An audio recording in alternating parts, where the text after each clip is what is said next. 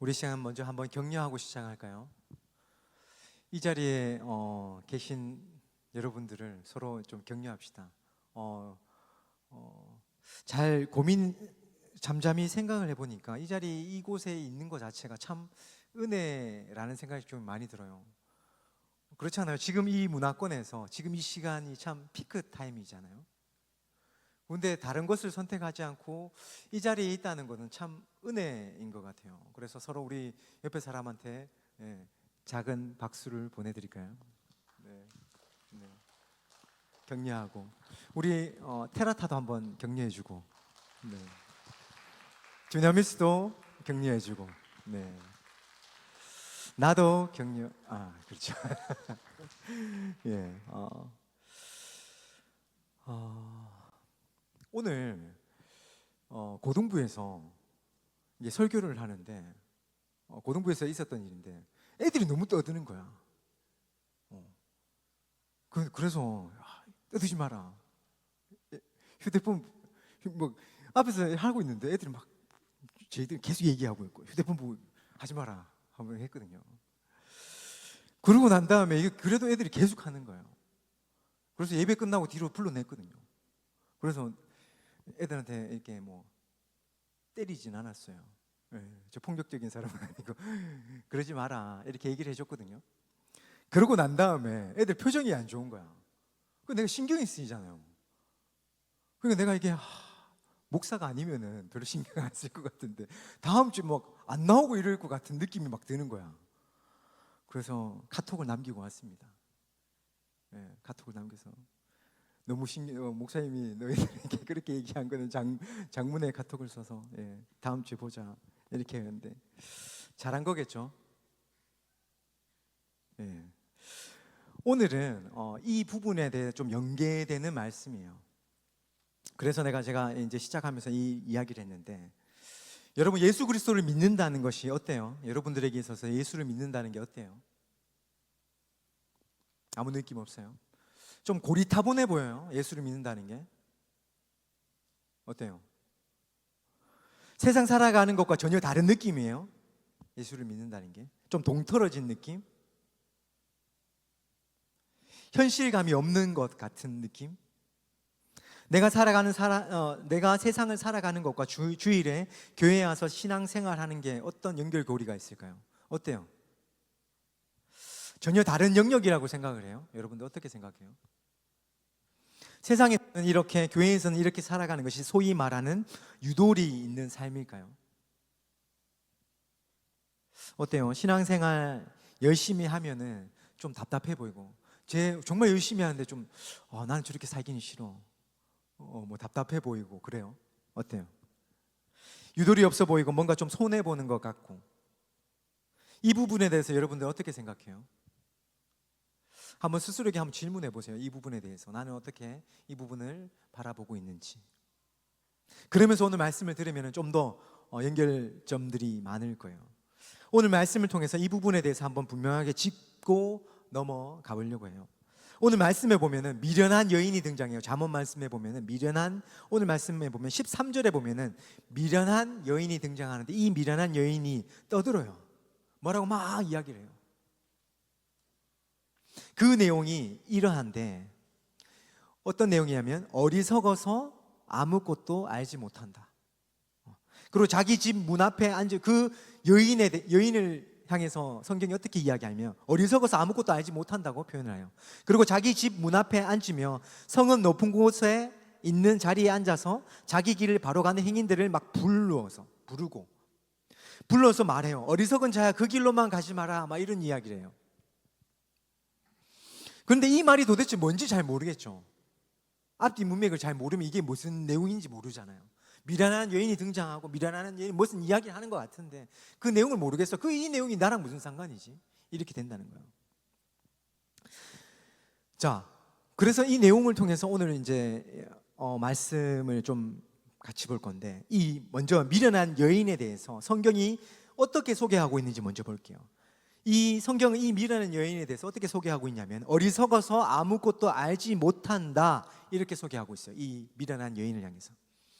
그런 그 미련한 여인이 어떻게 행동하고 있냐면은 자기 집 문 앞에서, 그리고 성읍 높은 곳에서, 그러니까 쉽게 말해서 이렇게 자기 집 앞에서, 그리고 마을 높은 곳에서, 마을이 내려다 보이는 곳에서, 거기서 지나가는 사람들을 막 불러요. 어이! 막 이렇게 불러요. 그런데 지나가는 행인은 어떤 사람이냐면은, 성경이 오늘 말씀해 보면 자기 길을 바로 가는 행인이에요. 자기 길을 잘 걸어가고 있는 사람이에요. 자기가 갈 바를 알고 그 길을 잘 걸어가고 있는 사람이에요. 근데 그 사람을 향해서 막 불러요. 그 사람을 향해서 자기 길을 잘 가고 있는 행인을 불러서 이야기해요. 어떻게 이야기하냐면, 이 어리석은 사람아, 왜 그 길로만 가냐고, 너 왜 그 길로만 가, 이렇게 얘기하고, 잘 걸어가고 있는 사람을 향해서 너 왜 그 길로만 가, 이렇게 이야기를 하는 거예요. 조금 더 이해를 쉽게 하기 위해서 오늘 말씀 16절을 공동 번역본으로 보면은 이렇게 표현하고 있어요. 성경을 개역 개정만으로만 보지 마세요. 다른 번역본으로 본다고 해서 이상한 거 절대 아니거든요. 성경은 이제 원어가 있고, 원어를 영어로 해석하고 영어를 다시 우리나라 말로 해석을 하는 거예요. 그 해석에서 조금이 차이가 다 나요. 그렇기 때문에 우리가 보고 있는 개역 개정이 무조건 다 맞고 이런 건 아니에요. 그 좀 더 친숙한, 또 좀 더 정확한 해석본들이 있어요. 근데 오늘 표현은 공동 번역본을 보면 좀 더 이게 이해가 쉬운데, 16절 말씀을 공동 번역본으로 읽어주면 이래요. 이렇게 나오는데, 이 숭매가 이리 와. 공동 번역본에 보면 이렇게 나와요. 이 숭매 같은 사람아, 이리 와라. 내한테 와봐. 그 가던 길에 멈추고 내한테 와봐. 이 얘기요. 이 숭매가 내한테 와봐, 이거예요. 미련한 여인은 어리석어서 아무것도 알지 못한다고 성경은 이야기하고 있어요. 어리석다는 것은 하나님의 말씀대로 살아가는 것이 아니라 자신의 뜻대로, 그리고 세상의 기준대로 살아가는 사람을 말해요. 어리석은 사람은 자기 뜻대로 살아가는 거예요. 하나님의 말씀 무시하고 자기 살고 싶은 대로 살아가는 거예요. 세상의 가치대로 그냥 살아가는 거예요. 그런 사람을 어리석은 사람이라고 이야기해요. 자기 하고 싶은 대로 죄를 지으며 살아가는 사람이에요. 그래서 미련한 여인이라고 표현하고 있는 거예요. 바로 그 여인이 지나가던 행인에게 말하고 있어요. 말해요. 어떻게? 이 쑥맥 같은 사람아, 이리 좀 와서 내 이야기 좀 들어봐. 이렇게 미련한 사람이 잘 가고 있는 사람을 붙들고 이야기하고 있는 거예요. 쉽게 말해서 자기 뜻대로 살아가는 사람이 잘 가고 있는 사람 불러서 일으키는 거예요. 맞죠? 하나님 뜻대로 잘 살아가고 있는 사람 불러서, 이 쑥맥 같은 사람아, 너 이리로 와봐. 내 얘기 좀 들어봐. 너 그렇게 좀 살지 마. 이렇게 이야기하고 있는 거예요. 지금 이 말은 뭐냐면, 이 여인이 보기에 이 사람이 가는 길이 답답한 거예요. 그렇게 꼭 안 살아도 되는데 왜 그렇게 사냐고, 왜 하나님 말씀하신 대로 그렇게 살아가냐고, 그렇게 안 살면 너무 편하고 좋은데 당신 왜 그렇게 사냐고, 이렇게 이야기하고 있는 거예요. 왜 그렇게 사냐고, 아유 답답하게 왜 그렇게 사냐고, 그렇게 안 살면은 정말 편하고 좋은데 왜 당신 그렇게 사냐고, 그렇게 이야기하고 있는 거예요. 눈을 조금만 옆으로 돌리면 좋은 것들이 너무나 많은데 당신 왜 그렇게 고리타분하게 한 길로만 걸어가고 있냐는 거예요. 왜 하나님 말씀대로만 살아가려고 굳이 그렇게 힘들게 그 말씀 붙들고 살아가냐는 거예요. 15절에 보면 이 사람은 자기 길을 바로 잘 가고 있는 사람이에요. 뭐냐면은 하나님의 말씀대로 살아가려는 사람이에요. 그런데 그 미련한 여인이 보기에 이 사람이 걸어가는 길이 고리타분해 보이고 어리석어 보인 거예요. 그래서 왜 그렇게 사냐고 지금 말하고 있는 거예요. 숭매가 왜 그렇게 살아? 자, 이리 와봐. 내가 진짜 삶이 뭔지 한번 보여줄게. 지금 이거죠. 예수 믿는 사람을 믿지 않는 사람들이 볼 때 어떻게 보이냐면 숭매처럼 보일 수 있어요. 답답해 보일 수도 있어요. 여러분, 사회에서 여기서 사회생활을 하는 분들도 있고 학교 생활을 하는 분들도 있고 다양하잖아요. 거기서 내가 예수 그리스도를 믿는 사람인 것에 대해서 당당하게 이야기 못하는 이유가 중에 한 가지가 뭘까요? 바로 이 이유 때문이잖아요.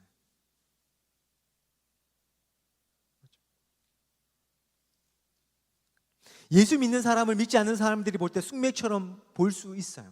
왜 그렇게 사냐고 물어볼 수 있어요. 왜 그렇게 재미없이 사냐고. 교회에 다니면 다 재미없이 사는 줄 알아요. 그렇지 않잖아요. 왜 그렇게 정직하게 사냐고. 그렇게 한다고 해서 누가 알아주냐고. 아이고 이 답답한 사람아 좀 즐기면서 살라고. 그러면서 주일에 여행 가자 이야기하고, 헌금할 돈을 너를 위해 좀 쓰라고 이야기하고, 왜 그렇게 교회만 가냐고, 왜 그렇게 교회에서만 시간 보내냐고, 교회에서 시간을 왜 그렇게 많이 소비하냐고. 돈이 생기는 것도 아니고 좋은 직장을 가고 건강한 것도 아니고 좋은 일이 생기는 것도 아닌데 왜 그렇게 하냐고. 이 답답한 사람은 왜 그렇게 하냐고. 그런데 이 말을 잘 들어보면요, 혹하죠. 들어보면 혹해요. 의문이 들어요. 이제껏 너무나도 당연하게 교회 오는 게 당연하고 헌금하고 뭐 이렇게 내가 신앙생활 하는 게 너무나 당연했는데, 그 사람들의 이야기를 듣다 보면 혹하게 돼요. 혹해요. 그렇죠? 토요일에 두나미스 연습하고 뭐 기도회 하고 부서 행사 때문에 어디 가지도 못하죠. 토요일도 그렇고 주일도 그렇죠. 주일 아침에 교사하는 분들 손 들어보세요. 많죠? 아침부터 와가지고 저녁까지 너무 힘들어요. 맞죠? 뭐 어디 가지도 못해요. 혹시 뭐 일이 있어서 빠지면 배신자 취급하죠. 배신자. 맞죠? 토요일만 그러지 않아요. 주일도 그렇죠. 그래요. 다른 사람들은 야구도 보러 가고 나들이도 가고 가족들이랑 뭐 그래도 남자친구 여자친구랑 뭐 좋은 시간도 가져요. 시간뿐만이 아니죠. 돈도 그래요. 살 것이 얼마나 많아요. 여러분 사고 싶은 게 너무 많잖아요. 반응 좋아요. 나도 사고 싶은 게 너무 많아요. 여러분도 사고 싶은 게 많죠. 세상 사람이 그런데 뭐 헌금하랴, 또 이게 뭐 목동 드리면 뭐 사람들 돌봐야 되면 뭐 또 사먹여야 되죠. 시간 투자해야 되죠. 맞죠? 내 돈 써야 되죠. 세상 사람들이 보면 너 왜 그렇게 살아라고 말해요. 그러니까 나도 이제 말하기 싫으니, 거기에 대해 일일이 답하기 싫으니까 내 예수 믿는 사람이 얘기 안 하죠. 맞죠? 지금 오늘 본문의 상황이 바로 이런 상황이에요. 하나님의 말씀대로 잘 살아가고 있는 사람에게 미련한 여인이 지금 말하고 있어요. 이 쑥매가 좀 답답하게 그렇게 살지 좀 마. 그러지 말고 이리 와서 내 말 좀 들어봐. 너 그렇게 사는 거 정말 어리석은 거야 라고 지금 이야기하고 있는 거예요. 그러면서 뭐라고 이야기해요? 17절에서 도둑질한 물이 달고 몰래 먹는 떡이 맛이 있다, 이렇게 이야기해요. 정직하게 사는 것이 다 좋은 것이 아니야. 적당히 적당히 타협도 하고, 적당히 거짓말도 좀 하고, 적당히 사람도 좀 속이고, 적당히 나쁜 짓도 좀 하고, 적당히 바람도 좀 피고, 적당히 도박도 좀 하고, 적당히 마약도 좀 하고, 그렇게 즐기면서 살아라는 거예요. 맞죠? 세상 사람들 다 아는 것처럼 그렇게 살라는 거예요. 도둑질한 물이 달고 몰래 먹는 떡이 맛있다는 것은 적당히 그렇게 사는 것이 좋다는 거예요. 이렇게 몰래 그리고 적당히 숨어서 짓는 죄가 더 달콤하죠. 아니 짜릿하죠. 우리 안에 있는 죄성이 그래요. 우리 안에 있는 죄성이. 아무도 보는 사람이 없을 때 우리는 죄를 지어요. 아무도 보는 사람이 없을 때 죄를 지어요. 다른 사람이 지으면 나도 짓게 되죠. 그래도 된다고 생각하기 때문이에요. 우리 안에 있는 죄성이 우리를 죄를 짓는 자리로 끌어당기는 거예요.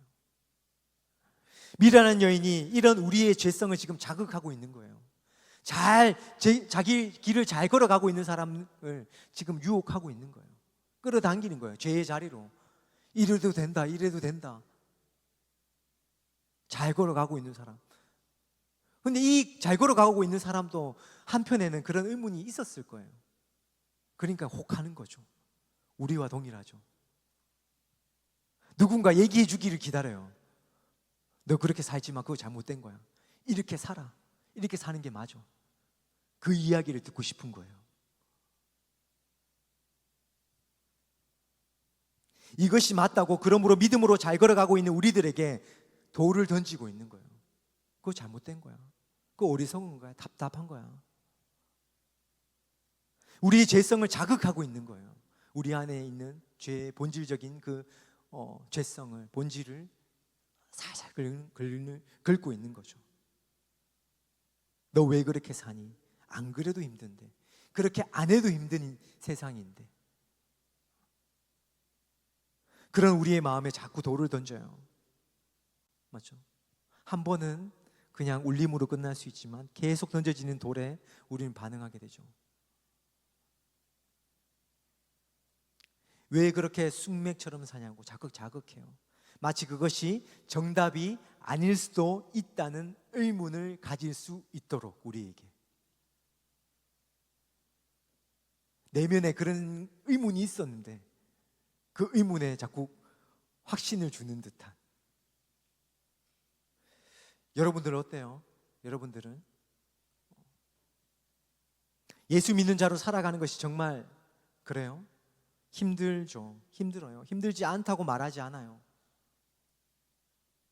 그럼에도 불구하고 여러분 명확하게 이야기해 줄게요. 이 길이 맞아요. 이 길이 맞아요. 여러분 이 말을 듣고 싶었잖아요. 누군가에게. 내가 걸어가는 이 길이 맞는지에 대해서 계속 의문이 드는데, 근데 여러분 명확하게 얘기해 줄게요. 여러분들이 걷는 그 길이 맞아요. 이 길이 맞는 거예요. 사람들이 뭐라고 이야기하든지 하든 간에 이 길이 맞아요.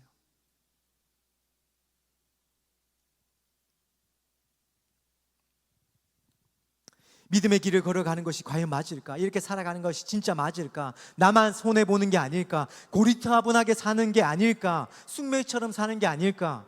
꼭 이렇게 살아야만 될까? 여러분 주님의 제자가 되는 길은, 주님의 말씀대로 살아가는 길은, 십자가의 길을 따라가는 길은 여러분 이 길이 맞아요. 이 길밖에 없어요. 다른 길은 없어요. 적당히 타협하면서 살아가는 길은 여러분 없어요. 10번, 100번 고리타분하게 숙맥이라는 말을 듣더라도 우리는 그 길을 걸어가야 돼요. 왜요? 그 길이 주님께서 우리에게 말씀하신 길이거든요. 우리에게 보이신 길이거든요. 우리를 위해, 우리 죄를 위해 십자가를 지신 주님의 그 사랑으로 우리를 인도하시는 길이 바로 그 길이에요. 이 길이에요.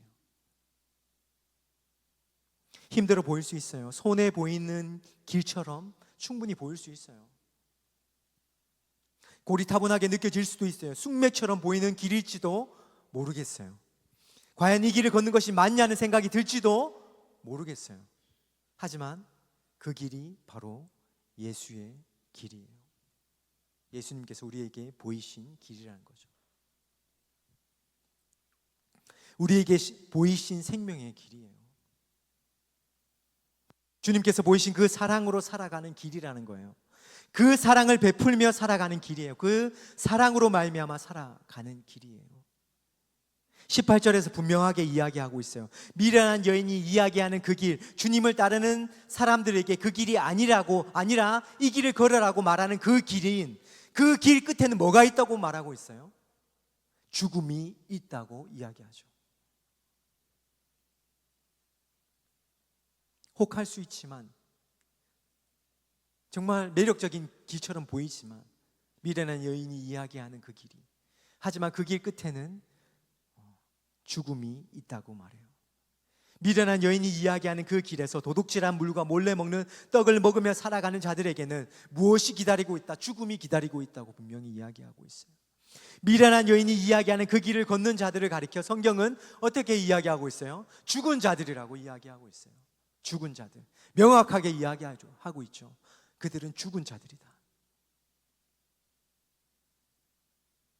달콤해 보이고 즐거워 보일지 몰라도 그것은 곧 죽음이라는 거예요. 여러분 다른 길은 없어요. 다른 길은 결코 없어요. 예수 믿고 의지하는 길이 정답이에요. 말씀대로 살아가는 길이 정답이에요. 말씀대로 살아가는 길이 정답이에요. 십자가를 따르는 길이 옳은 길이에요. 바로 예수의 길을 걷는 것이 우리에게 있어서 정답이라는 거죠. 바로 이 사실을 마음에 새기고 확신했으면 좋겠어요. 이 시간 같이 찬양할 때 우리 이 찬양을 우리의 입술로 한번 고백합시다. 예수의 길이라는 찬양이에요. 같이 찬양하겠습니다. 오늘 말씀을 기억하면서 우리 찬양의 이 찬양의 가사로 함께 고백합시다.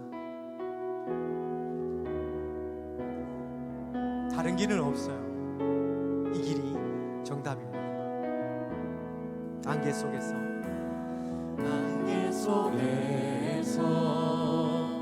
주님을 보내 아무도 없을 것 같던 그곳에서 손 내미셔서 나를 붙드네 길 잃고 쓰러져 가던 그곳에서 주 말씀하시네 내 손 잡으라고 내가 곧 길이요 진리 생명이니 나 그 길을 보내 주 예비하신 곳 다른 길로 돌아서지 않으리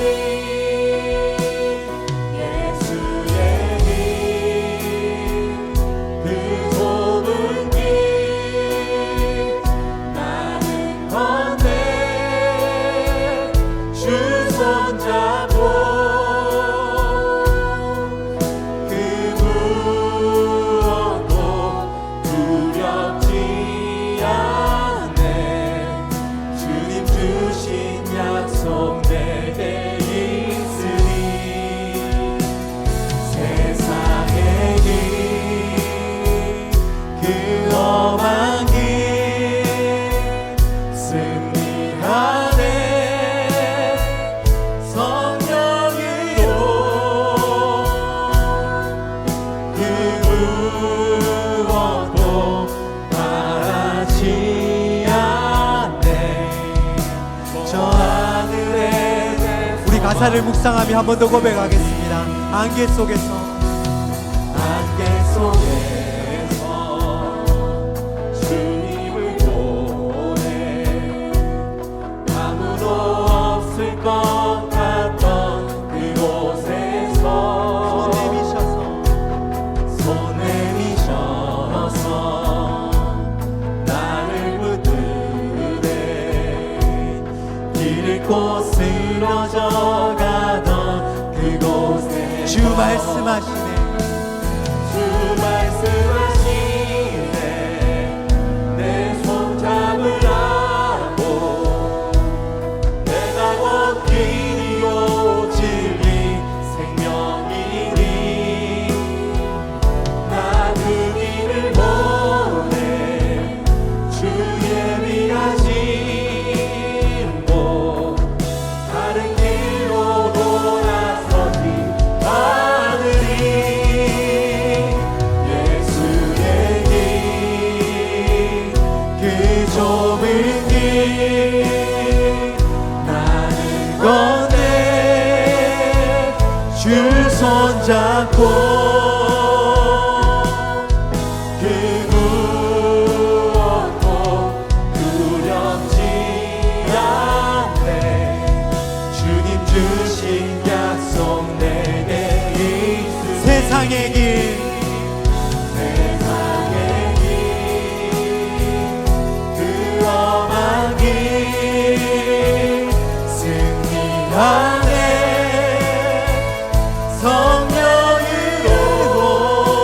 성령으로 그 무엇도 바라지 않네 저 하늘에 내 예수의 길 그 좁은 길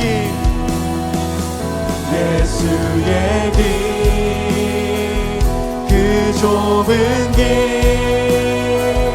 나는 건네 주 손잡고